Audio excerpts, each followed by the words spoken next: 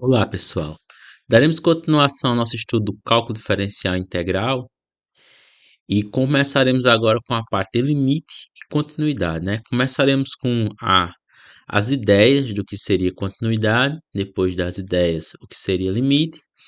Aí a gente vai para a definição formal de continuidade, faz alguns exercícios, depois vamos para a definição de limite e fazemos alguns exercícios. Então, intuitivamente, uma função ela é contínua em um intervalo quando não apresentar um salto, né? Quando não apresenta nenhum salto. Ó, imagina aí. A gente tem aqui o eixo x, o eixo y e o gráfico da função. Então, a função será contínua no intervalo, digamos esse intervalo aqui, ó, colocar um intervalo no eixo x, quando você consegue fazer o gráfico da função dentro do intervalo sem tirar o lápis da folha do papel. Essa é a ideia intuitiva de continuidade, né? Nesses pontos, por exemplo, no ponto P, você vai ter uma imagem do ponto P, f de P. E ela é contínua nesse ponto qualquer nesse intervalo. Aí, de forma intuitiva, considerando o mesmo intervalo, a função será descontínua quando, na hora de fazer o gráfico, você necessita, né, tirar o tirar o lápis de cima da folha do papel, fazendo um salto, né? Então, a gente tem aqui um salto, digamos, no ponto P, certo? A gente tem um salto aí no ponto P. Então, a ideia de continuidade intuitivamente está ligado à ideia, né, de, de uma curva, né, uma linha que seja contínua, né? Ou seja, continua sendo tracejada, sendo alinhada, sendo escrita como o gráfico de uma função, né? Se acontecer algum defasamento aqui, algum salto, então a gente tem uma descontinuidade. Então essa primeira é contínua e a segunda é descontínua. Vejamos aqui dois exemplos. A gente tem a função f de x igual a x e a gente tem a função g de x. A função f de x igual a x, a gente tem o gráfico de uma reta. Então, para cada ponto P que você pegar, você vai conseguir um correspondente f de P no eixo Y. Nesse caso, o f de P é o próprio P. Nesse segundo caso aqui da função g de x, a gente tem uma função que apresenta um salto, porque é 1, a imagem da função é 1, quando x é menor ou igual do que 1, e será 2 quando x for maior do que 1. Então, no ponto 1, a função ela deixa de valer 1 e começa a valer 2, fazendo aqui um salto. Então, a gente tem aqui um exemplo de descontinuidade num ponto, no caso, o ponto aqui é 1, né? P aqui é igual a 1, ok? Aí, intuitivamente, dizemos que o limite de uma função f de x, quando x tende a P, é igual a L, né? Quando? Quando esse x aqui ele se aproximar de P, a f de x vai se aproximar de L. Esse se aproxima a gente chama de tender, né? Tender.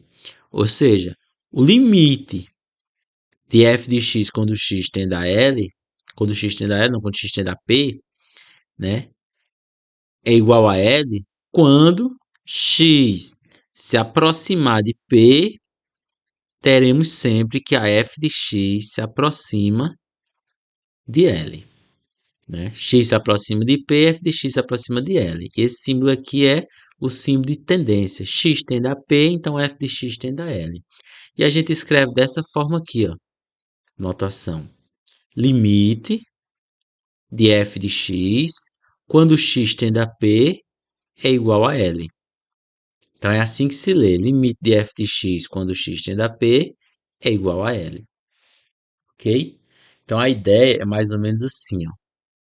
Você tem a função, né? A função é dada, pode ser dada no gráfico. Aí você tem o ponto, em que você quer verificar o limite. E o que acontece, né? Aqui no eixo y, a gente tem um valor L, né? Um valor L no eixo y. Aí, a definição, não, a ideia é o quê? É que quando você pega um x próximo de P, você vai conseguir uma f de x próxima de L. A certo ponto que quanto mais próximo, a certo ponto, quanto mais próximo essa x estiver perto do P, a f de x vai estar perto do L. E esse perto que eu falo é questão de proximidade, né? Proximidade, distância. A distância tende a zero, ok? Então, quanto mais próximo o x estiver de P, mais próximo a f de x terá de L. Essa é a ideia de limite. Por exemplo, limite quando x tende a 1 de f de 1. Né? Só para a gente nomear as coisas, a gente tem aqui que f de x é igual a x mais 1, né? Essa notação. No caso, x tende a 1, então o p equivale a 1. Aí, se você pegar valores próximo de 1 aqui e substituir, digamos 0,9, 0,9 não é próximo de 1, mais 1 dá igual a quanto?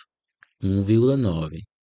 Aí 0,99 mais 1, 1,99, né? Zero é bem próximo de 1 aqui, 0, esses números próximos de 1, 0,999 mais 1, 1,999. Aí pelo outro lado, quais são os números próximos de 1? 1,1 mais 1 vai ficar 1, né? 2, né? 2,1. 2,1. Subir aqui um pouco. Aí, mais próximo de 1 do que isso? 0,1 mais 1, 2,01. Mais próximo de 1, 0,01 mais 1, 2,001. Esse número aqui, ó, eles estão se aproximando de que valor? Se aproximando de 2, né? Isso aqui é muito próximo de 2. À medida que a gente diminui esse, o resultado aumenta. Aumenta não, o resultado se aproxima de 2. E à medida que a gente diminui esse valor aqui, ó, o resultado se aproxima de 2. Então, intuitivamente, a gente tem que o limite dessa função é igual a 2, né? Então, isso aqui é igual a 2. Isso acontece por quê?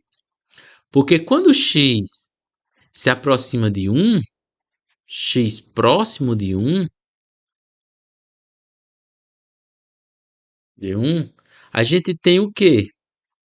A gente tem que o x mais 1, que é a função, fica próximo, tende a 2. Então, é x mais 1 próximo de 2. Então, o limite é igual a 2, porque se aproxima de 2. Ok? Agora, a gente tem esse conceito aqui, ó. Uma função f, ela é contínua em P, somente se o limite, né, da função quando x tende ao P é igual a f de P. Ou seja, para cá, ó, para cá, você pensar nisso aqui, se a gente substituir aqui o 1, o que a gente está fazendo quando substitui o 1? A gente está fazendo f de 1, que é f de 1 é onde tem x, coloca 1, é 1 mais 1 que dá 2. Aí ela está dizendo o quê? Quando a função é contínua, você pode fazer isso aqui, você pode substituir o ponto. Quando a função é contínua, quando você for aplicar o limite, você pode substituir o ponto diretamente. Coisa boa, né? Então isso acontece nessa função porque ela é contínua. Por isso que acontece isso. Ok? Aí agora a gente vai ver a definição de função contínua. A definição de função contínua é a seguinte: ó. Seja f uma função IP um ponto do seu domínio. A gente define o seguinte: a função f ela será contínua em P se somente se para todo número positivo que a gente der, esse número aqui é chamado de epsilon, para todo epsilon maior do que zero dado, vai existir um delta maior do que zero. Esse delta ele depende de epsilon, tal que para todo x no domínio nessas condições, a gente vai obter essas condições. Que condições são essas? Para todo x que tiver no intervalo de p menos delta e p mais delta, você vai obter que f de x, f aplicada nesse ponto, vai estar entre f de p menos epsilon e f de p mais epsilon. Né? A definição do limite não é tão simples, mas dá para a gente entender. Deixa eu fazer aqui um esquema. Né? Você tem o eixo x, o eixo das abscissas, o eixo y, estas ordenadas, né? X, y. E você tem aqui um gráfico, né? Vamos pegar aqui o gráfico de uma função. Pronto. O gráfico de uma função qualquer. Pronto. Aí, o que é que diz a definição? Dado um epsilon maior do que zero. Aqui, ó, dado um epsilon maior do que zero. Dado um epsilon maior que zero, está dado. Aí, existe um delta, tal que acontece essas coisas, né? Então, o ponto que você vai verificar se a função é contínua é esse ponto aqui, um ponto P. Vou pegar aqui um ponto P, certo? Para um ponto P, a gente vai ter f de P. Por quê? Porque pela definição, P é um ponto do domínio. Se P é um ponto do domínio, então existe a f de P. Tá de boa. Pronto, isso aí tá de boa. Aí agora, dado um epsilon maior do que zero, um epsilon maior do que zero. Aí o epsilon vai definir um intervalo no eixo y. Deixa eu só aumentar isso aqui, ó.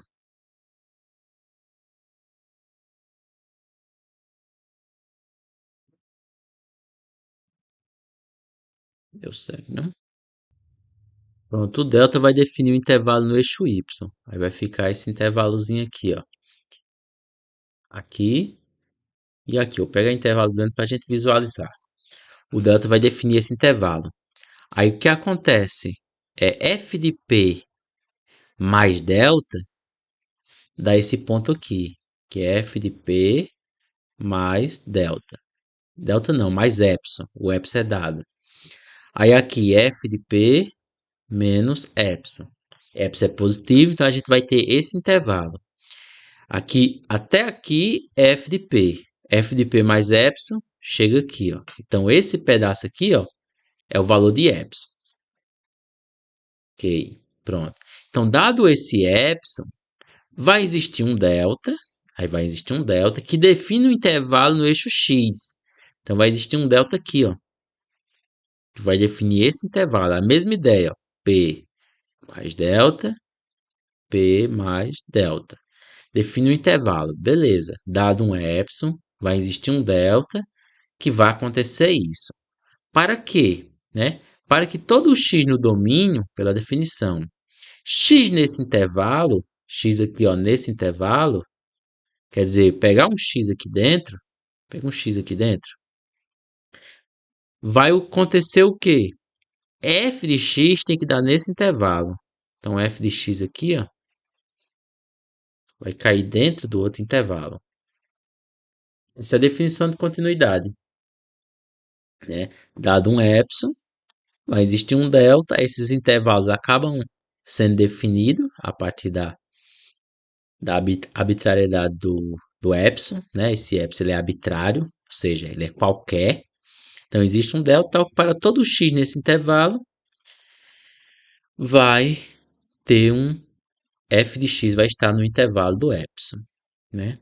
Aí, em termos de distância, isso quer dizer o quê? Vou escrever aqui, ó. Esse daqui é a mesma coisa de você dizer a distância de x até P. Aí a distância a gente coloca o módulo. é menor que delta, implica que a distância de f de x até f de p é menor que epsilon. Em termos de distância é isso. E faz sentido. Por quê? Porque essa distância aqui, ó, de x até p, ela é menor do que delta, sempre que o x estiver nesse intervalo. Por quê? Porque delta é esse valor aqui, ó. Delta é esse valor aqui, ó, é de p até p mais delta. Isso aqui é o valor delta. E a distância é de f de x até p, aqui, ó, também é menor do que epsilon, porque epsilon, como a gente já viu, é esse pedaço aqui, ó. Epsilon é esse pedaço aí. Sempre o f de x vai cair dentro do intervalo. Então, sempre f de x menos f de p vai ser menor do que delta. Então, existe essa equivalência aqui, ó. Essa daqui é equivalente a essa, né? Então, a gente vai fazer exemplos e exercícios e a gente acaba entendendo isso melhor. Vamos lá, vamos por primeiro exemplo. Ó, mostre que f de x igual a 2x mais 1 é contínua em p igual a 1. Quando a gente está aprendendo, é bom a gente escrever, né? Devemos verificar, vou colocar aqui, ó, devemos verificar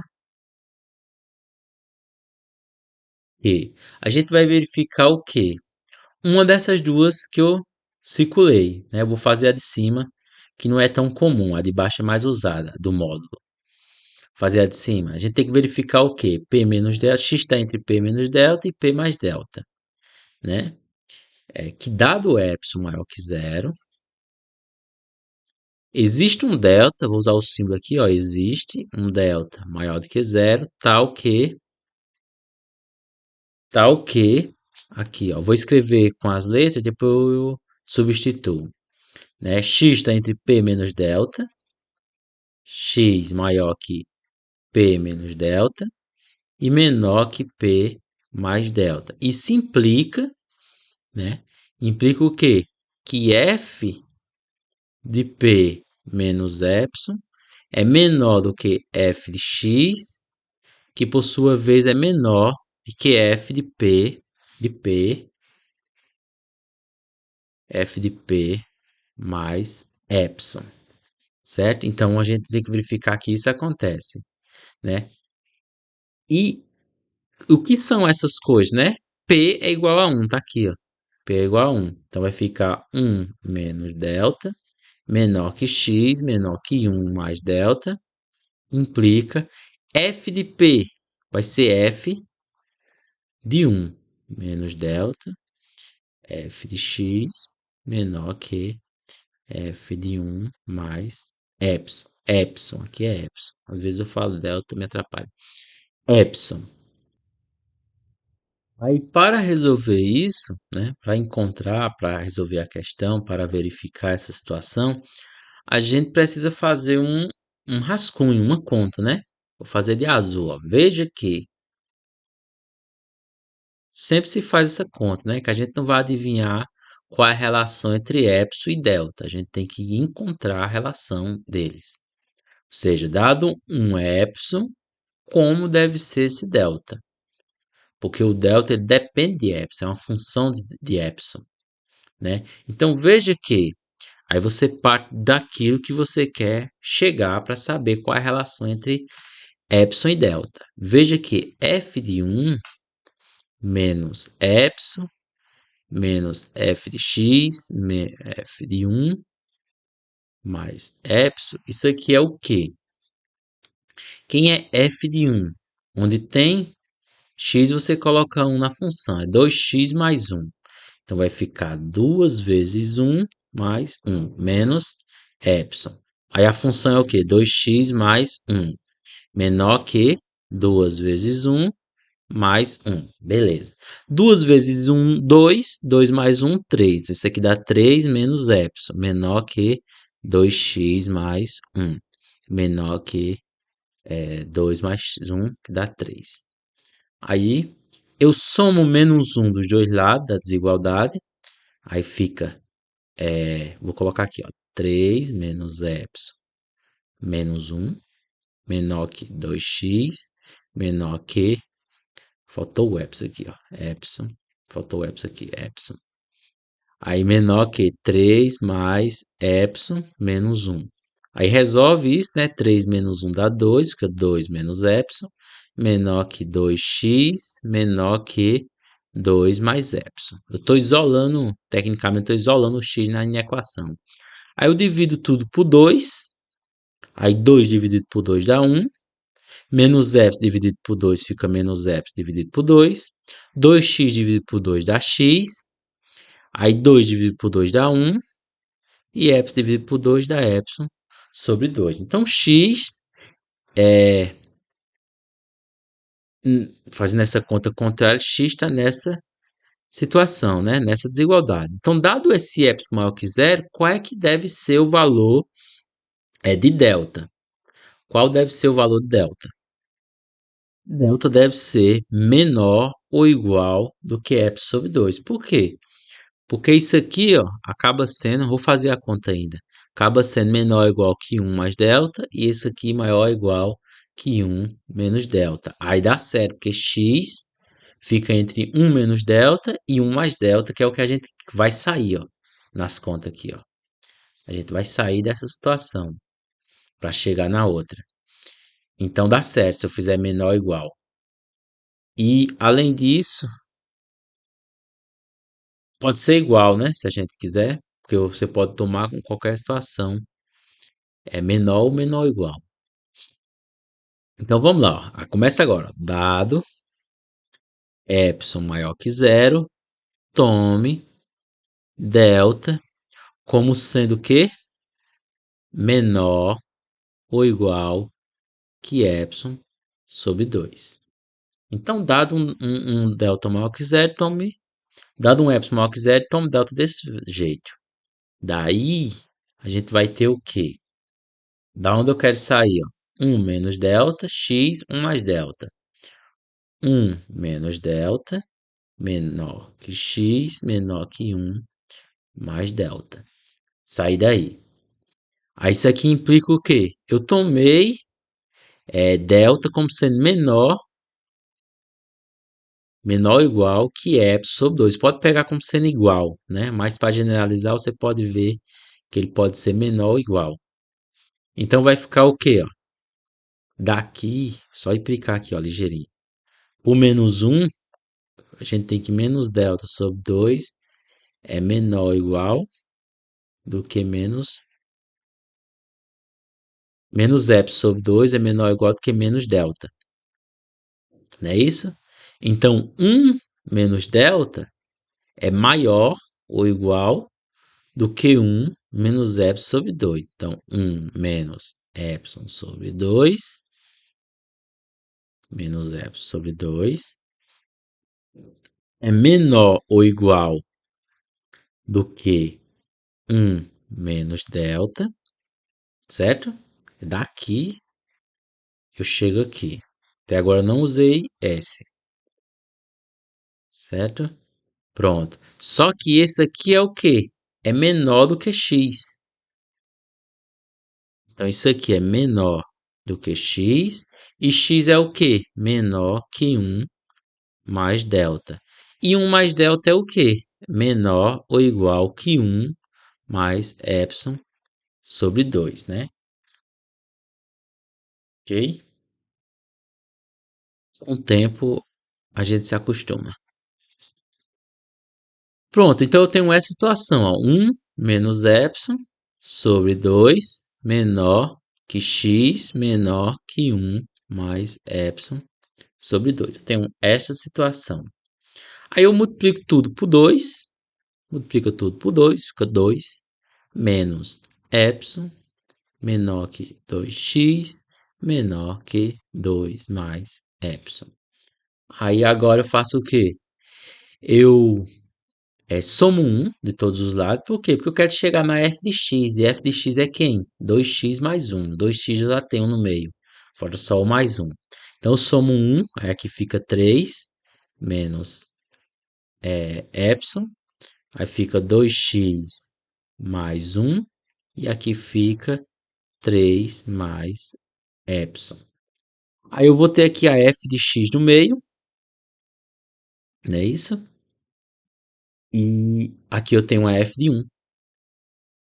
Quem é 3? 3 é f de 1 menos epsilon.